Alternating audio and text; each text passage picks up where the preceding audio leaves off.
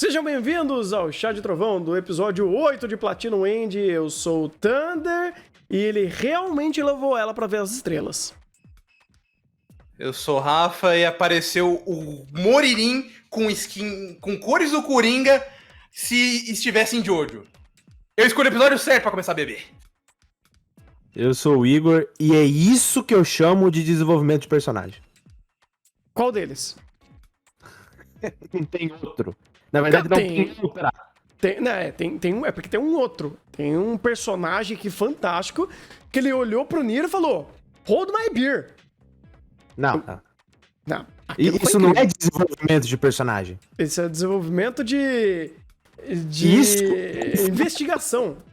Confirmação de QI de personagem. É É diferente, são coisas distintas. Ok. Você tá provando o conhecimento, a capacidade de dedução do indivíduo perante as informações que foram repassadas para ele. E que ele incrivelmente conseguiu farmar todas as informações numa transição de cena. E isso eu acho fantástico. E além de que isso aí são poucos segundos. O verdadeiro desenvolvimento de personagem tá por trás de uma garota que não tem quase nenhuma linha de diálogo e de repente, numa transição de cena ou numa transição das estrelas, ela começa a falar igual um papagaio. É, porque agora que veio o texto dela pra ela falar. Tipo, ela não tinha chegado ainda, entendeu? Deu uma atrasada, coronga, sabe como que é? Só que aí que tá. Inclusive o Coronga brotou no final do episódio pra provar isso. Só que tem um detalhe. Na questão da garota, tudo isso seria muito melhor digerido se a gente tivesse essas estipulações antes! Porque antes a gente tem que fazer toda uma puta de uma inferência e nitpick do caralho a 4 pra entender a conexão deles naquela cena específica. E agora a gente eles finalmente falam, então, desde o início eu sempre estava com você, desde o início, na verdade, eu parei de estar com você. Aí tem uma coisa que teoricamente seria legal, que é a questão de ser levada pela sociedade e ela se quebrando a promessa com ele, mas isso é Platinum End, isso nunca vai ser levado da maneira interessante, obviamente. E aí a gente tem toda a situação estúpida acontecendo, que tomou mais da metade do episódio, porque é só ou na verdade, teoricamente, inclusive, ela falou que a gente ele já sabe que eu me afastei de você por conta dessas questões, e aí tem a coisa que você não sabia, que eu vi você morrendo, aí eu quis morrer, mas eu não morri mais.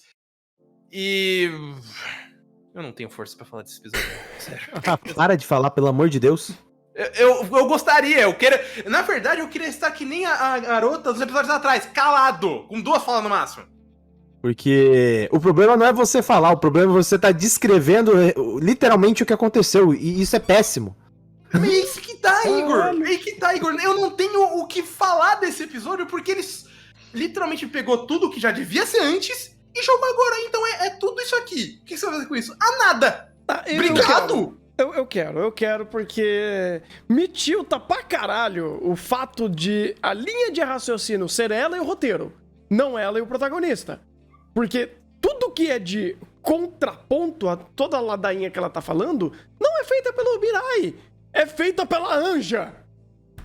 Você fala, vai tomar no cu. Tipo, beleza, eu sei que eles não sabem escrever mulher, mas de repente eles querem usar 2 figuras femininas pra tentar fazer esse ponto da história, criar e desenvolver esse conflito. Tipo, uma é a outra que tava querendo morrer porque ela fez bullying com o protagonista, ela se sentia mal por isso. Que a gente nunca soube, ou teve indício dessa merda. Pois é, a gente só sabia que ela ficava de canto com cara de bunda, mas até aí toda personagem feminina do Obata e o Oba faz isso. E agora ela teve uma história, teve algo que ela viveu, que a gente não viu, não foi vivenciado, não foi sentido, não foi... Não, nem questão de ser verbalizado. A gente nem tinha indícios que ela tinha alguma coisa nesse sentido. É impossível verbalizar isso. Porque esse é o tipo de recurso de roteiro que dá vontade de bater a cabeça na parede, sendo legal. Por quê? Porque é o recurso de roteiro que trava entre personagens de maneira unilateral, onde o único que sabe do conflito é quem acha que existe o conflito. Porque o conflito não existe. Ela acha que o conflito existe, por isso ela age daquela maneira. E como ela não se expressa, é impossível você saber daquilo. Tanto que eles tiveram bem ter um flashback. Então, cara, E é aí que entra o pulo do gato do porquê é melhor, inclusive, que seja o contraponto ela e o roteiro. Porque o Mirai, desde o início, por mais surpreso que ele esteja, o mindset dele não é nem reativo, porque ele só já estabelece. Então você não estava sendo feliz. Eu quero mudar isso.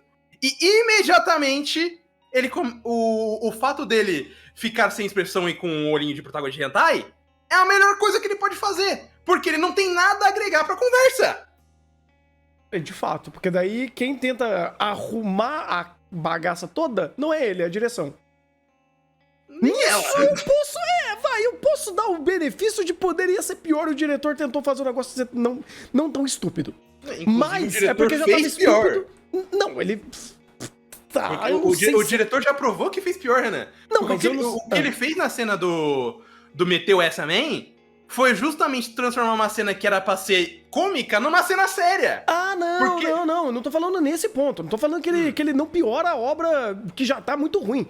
Mas eu tô falando que nesse momento, ele só não piorou o que já tava ruim, entendeu?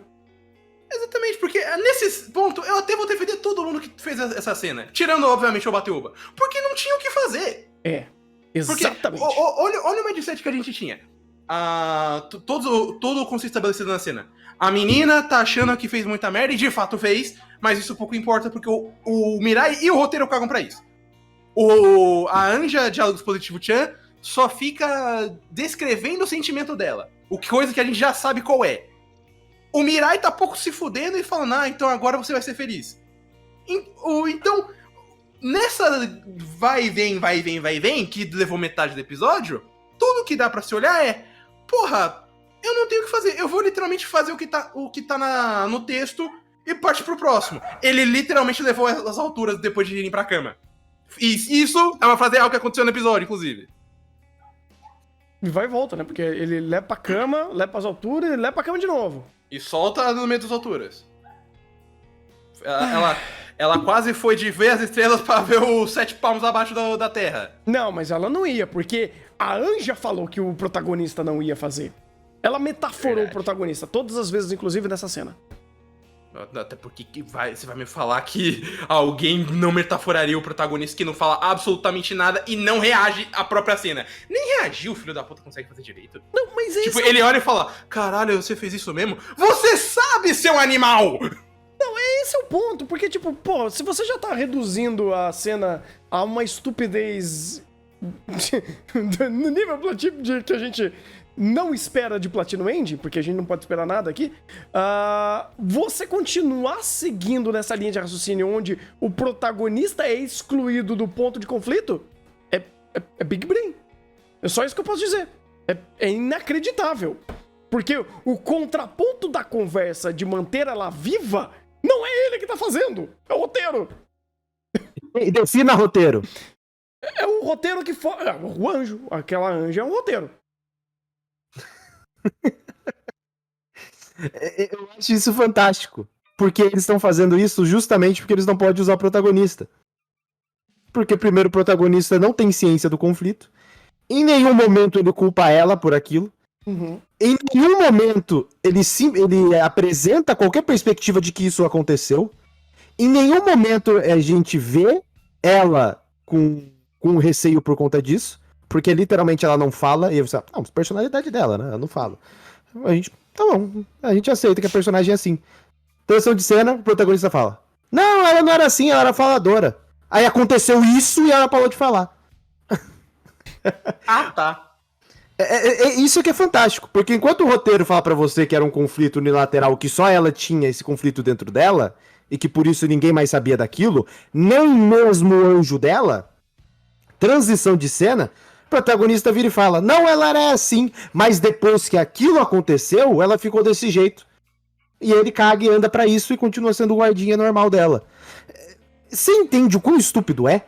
Porque em um momento o roteiro fala uma coisa, outro momento o roteiro fala outra coisa, e a personagem que tá tendo o sentimento X, na verdade você não tem como adivinhar o que ela tá sentindo, porque o roteiro é inconsistente com ele mesmo. E que de fato é incoerente, tá certo, parabéns, mantendo a risca, Platinum End continua sendo incoerente em tudo que tenta fazer. Inclusive, parabéns pra física de Platinum End, né? Porque a construção de cena, ela cai pra trás, mas só que incrivelmente ela consegue driblar a física pra fazer o braço subir de novo, na mesma proporção que dava antes. Então, cara, ali o cálculo, a física e a gravidade se sentiram completamente escorraçadas pelo poder de Platinum End. Ela deu um double jump. Ela deu um pulo no ar, relaxa. Não, eu tô falando, ela é a suicida que estica. Ela virou um pirata agora? Sempre foi. Mas aí que tá, é por isso que eu... além do... Não vou dizer os efeitos da bebida, porque foi só uma latinha, porra. Também não é assim. Mas, caralho, eu não tenho muito o que falar desse episódio, porque tudo de estúpido, assim como o Igor comentou um pouco mais sobre a estrutura, mas já tá escancarado no próprio conceito do conflito. Esse conflito é basicamente olha... A gente precisa fazer com que ela seja mais importante na trama. Como que a gente vai fazer isso? A gente vai colocar toda a relação dela com o protagonista direto numa única cena. Mas não teve antes, não tem problema. Porque a gente vai fazer o protagonista não saber disso e reagir a isso. Mas a gente não pode fazer ele reagir. Por quê? Não sei. Ou melhor, eu sei, porque o Mirai não tem nada a agregar na porra da conversa, a não ser você não era feliz, agora você vai ser. Então a gente tem que dar um jeito de fazer com que a conversa deles flua, sem o Mirai interagir. Como? Monólogo. Aí o que falta, ou melhor, o que não falta, a gente complementa com um diálogo expositivo. Porque daí preenche o tempo que a gente precisava pra dar 24 minutos. Porque nada disso aqui, de fato, agrega no final. Ou melhor, agrega num fato de que ela literal mudou de personalidade agora. Ela faz um monte de coisa, ela vai ganhar roupinha também, é a nossa precúria amarela. Ela começou a interagir e dar segmentos na conversa de estratégias lá com o Nanato e o Mirai, muito mais do que os próprios naquela conversa. Então, cara, se era só um episódio pra mudar completamente a personalidade dessa desgraçada, parabéns, você conseguiu. Vai servir pra alguma coisa de fato, em quesito de personagem, conflito, construção de alguma coisa? Porra nenhuma. Com certeza não, porque isso aqui é Platinum End. Não, mas antes ela era só uma folha em branco, né? Então... Agora ela existe. Exato! Não é nem... Então, a personagem mudou. ponto... Não. Ela só deixou de ser uma folha em branco. E por isso ela mudou. Porque antes a premissa dela eu vou me fechar como uma literal folha em branco, porque eu não consigo interagir com o Mirai depois do que eu fiz. De fato. E eu quero só, antes de trazer o outro ponto que eu queria falar, eu quero dar os parabéns, os mais reais parabéns pro Obata e o do Oba, que eles conseguiram regredir numa coisa que eles já faziam com a bunda, que é conexão amorosa de personagem ou conexão de dois, um personagem feminino, masculino, seja lá como eu posso chamar disso, desde Death Note uma bosta, chega pra Bakuman é algo tenebroso, e ele conseguiu regredir num ponto tão... Cara, eu não sei qual adjetivo eu uso aqui pra fazer a conexão desses dois personagens. É algo tenebroso, que é muito pior do que eles já faziam. Eu acho isso fantástico. E aí esbarra em outro ponto. Que o Rafa falou que o roteiro não vai se aproveitar da personagem porque é Platinum End. E esse é o problema, Rafa. Justamente por essa personagem ter essa mudança, agora eles vão usar e principalmente abusar dessa personagem pra fazer o roteiro andar. Eu sinto que se abusar em todos os sentidos, mas continue. Eu não defini. Então você pode interpretar da maneira que você quiser. Mas eles vão utilizar essa personagem a todo momento como gatilho de situação, como gatilho pros planos. Porque, querendo ou não, a gente tinha um carinha que pensava em tudo, que é o Kiritsugo, o fake Kiritsugo, e a gente tinha o protagonista segurando tudo. Só que agora, ela literalmente teve uma primeira fala e ela veio com um plano mirabolante, inclusive dando a ideia de, vamos ver quem são os cirurgiões aí, e vamos ver se tem alguém que morreu. Porra! Que isso? Que prodígio! Saiu da Hinata que não fala e virou o Kira Genderbender. Olha que fantástico! Uma transição de cena! Era isso que a gente precisava, tava aí desde o começo. A gente só não aproveitou o potencial do prodígio, mas tava lá. A habilidade, o potencial tava lá, mais de 8 mil. A gente só não tinha aproveitado isso. E o roteiro fez isso mudou a personagem. 30 segundos depois, toma. Incrível ideia, incrível percepção. Caralho, uma transição de cena, gente. Então, tipo, é aquela coisa. O anime já fez. O anime já usou ela em primeiro plano pra fazer alguma coisa. E foi pra ter um plano super inteligente, uma dedução incrível, que fala, porra, sai daqui e vai pro Death Note. Não tem moleque inteligente no Death Note, traz daqui. Então, pô, é isso que me deixa mais maluco ainda. Primeiro, a mudança do jeito que foi. Na verdade, 3. O gatilho da mudança, que é estúpido. A mudança em si ocorrer de maneira tão rápida. E a utilização dela no roteiro pós-mudança, falando, ó, agora ela mudou, ela consegue falar e incrivelmente ela consegue pensar e tem uma dedução de mais de um QI de mais de 8 mil. Então agora ela até é relevante pro roteiro e vai fazer coisa. Cara, foi assim, ó, pum, acelerou, pô, o Ayrton Senna fica com inveja de tão rápido que acelerou isso aqui. Não, mas é que tá, o que eu digo que realmente eles não vão usar é justamente esses elementos que utilizaram pra mudança dela. O elemento do passado deles, grande foda-se. O elemento da conversa que eles têm sobre a felicidade, tá, eles vão utilizar isso como motivação, mas até aí já era motivação do Mirai, então grande foda-se. Então, tipo, isso tudo foi um grande relevante. Foi só, como você falou, é pra justificar a mudança dela, porque agora ela precisa literal fazer tudo. Porque agora ela não deixou nem pro Nanato. Acho que só deixou o negócio das roupas. Não, tanto que o que ela mudou é pros planos, é pra basicamente ser mais não uma cabeça pensante, mas um dublador falando sobre o roteiro pro plot point da história. É literalmente isso, porque em âmbito que agrega a personagem, a personalidade e dinâmicas de grupo, continua sendo 0 e negativo. É incrível como, inclusive, o próprio Platino End tem a capacidade incrível de ter 6 personagens em cena e ter uma dinâmica completamente monótona dessa dinâmica desses 6 personagens ali. Quer dizer, personagem é uma palavra meio forte. Dessas coisas desenhadas aí na tela que tem bons dubladores fazendo eles. E eu quero dar também mais um detalhe que o Igor falou sobre agora de repente ela desenvolveu um grande QI. Mas o Platino End provou nesse episódio que quem tem mais QI aqui é simplesmente quem não importa. Porque não só ela. Eu juro, eu quero muito voltar pra cena do Tuts, quero ver man. Porque eles aproveitaram a metaforada do outro pra fazer uma coisa canalíssima. Que foi fazer o Jiburi com ele. Ele pegou, fez toda a metaforada de... Pera, eu falei que eu queria que a pessoa feia sumisse. Aí chega os assassinatos com as meninas específicas. Aí automaticamente não é ele. Mas também tem outro detalhe. Ele é filho de tal cara que tem o empreendimento do Tony Stark, que faz armadura de super-herói. E ele, uma roupa voadora. Roupas voadoras de super-herói. E que permite fazer isso. E todas as conexões que ele tem de tal. Ele fez todo o portfólio do nosso querido metaforado Man. E a gente deixou passar. Ele é o Spider-Enzo!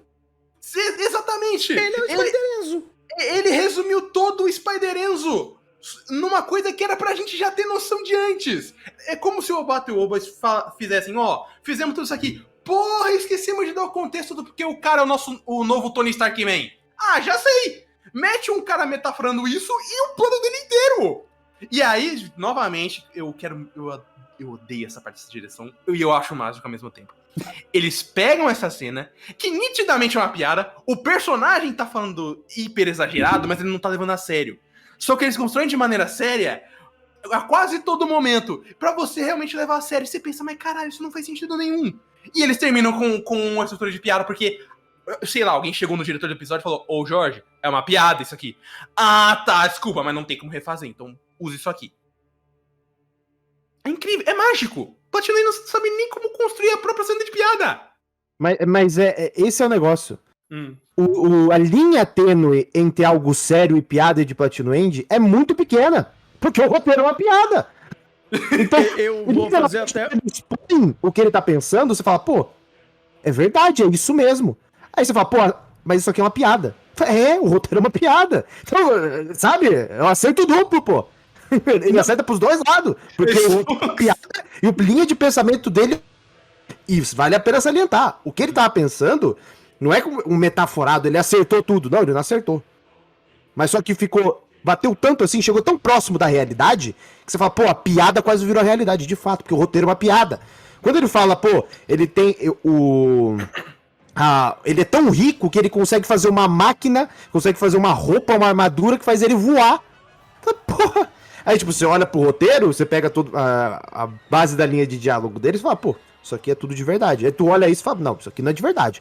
Então, opa, uma piada. Opa, agora eu entendi, ele não tava metaforando de verdade. Ele tava metaforando de mentira, mas é tão bizarro que ele quase acertou.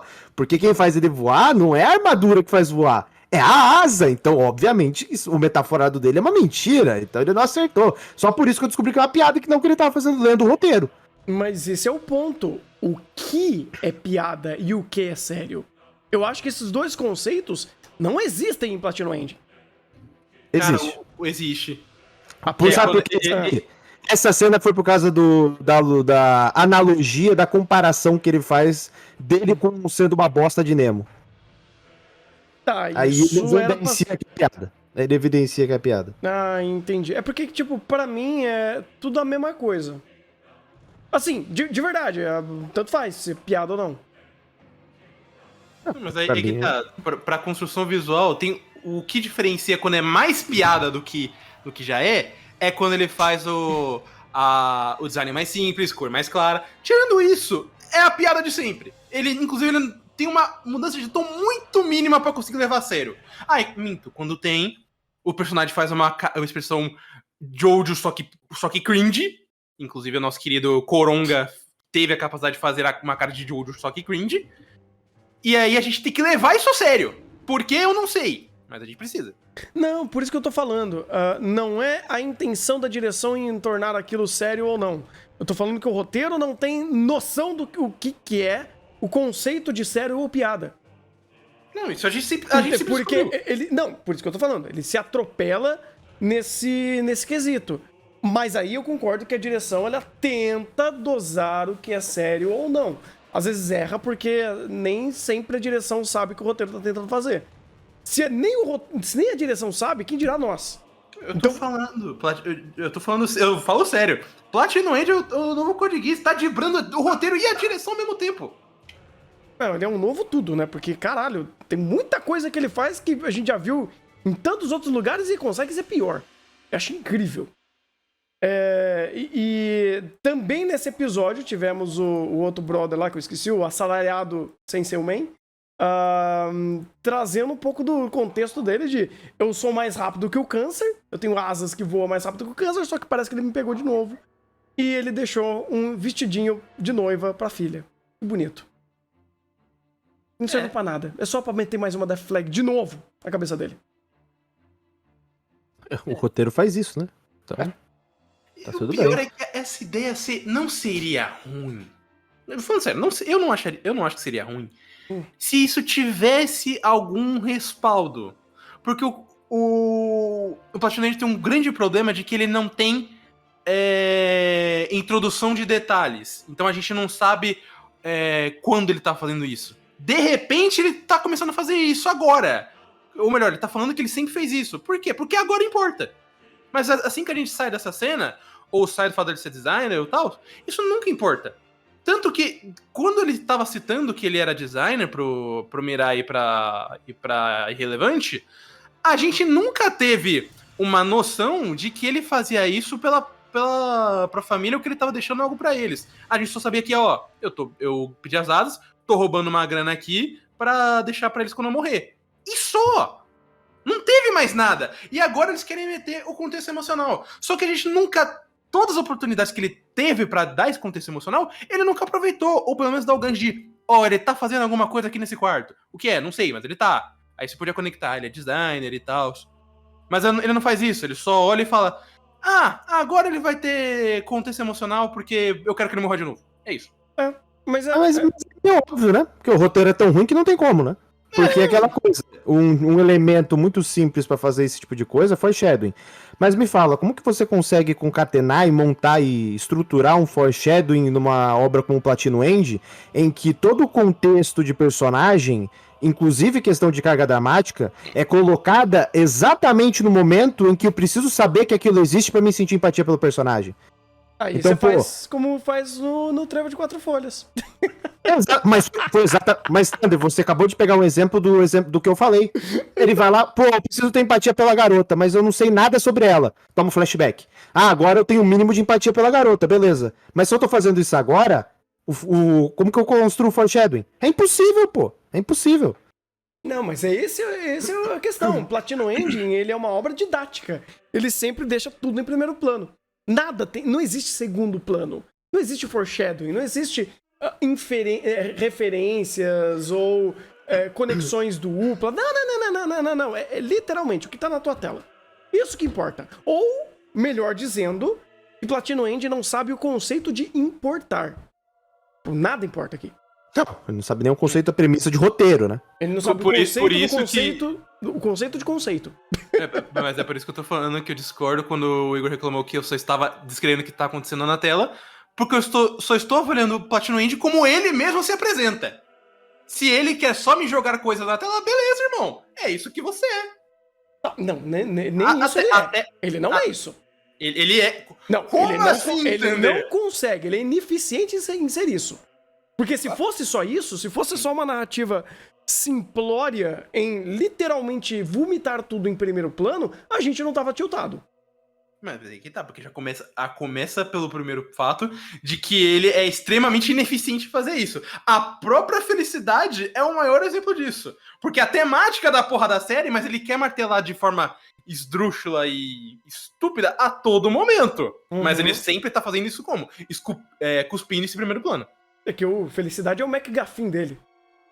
É MacGuffin, é o Deus Ex Machina, o Diablo Ex Machina, é o tudo dele. Não, é porque ele é basicamente o resultado de tudo.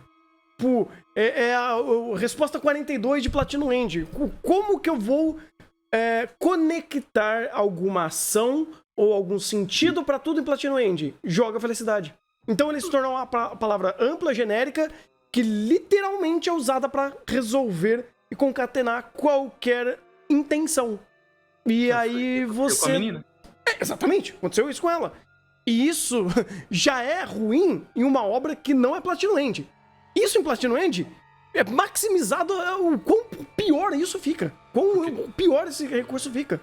Porque já começa de novo, ele não quer contar uma história, ele só quer te resumir, cuspir coisas na tela a troco de nada. Porque o próprio simbolismo... o que real significa o Nanato tá fazendo vestido pra filha antes de morrer? O que real significa existir desconfiança em relação ao nosso matchup K-Man? Mas aí o que real significa a nossa querida irrelevante virar uma quase relevante agora? Rafa, tem um ponto que eu gostaria de pegar. Não, rapidinho, Igor. Desse negócio do vestido. Tem uma armadilha nisso. Pra fazer empatia. A premissa de um pai ele é designer, né? Ele é estilista, sei lá. Ele é um cara que faz roupa. Ele tem câncer e estado terminal.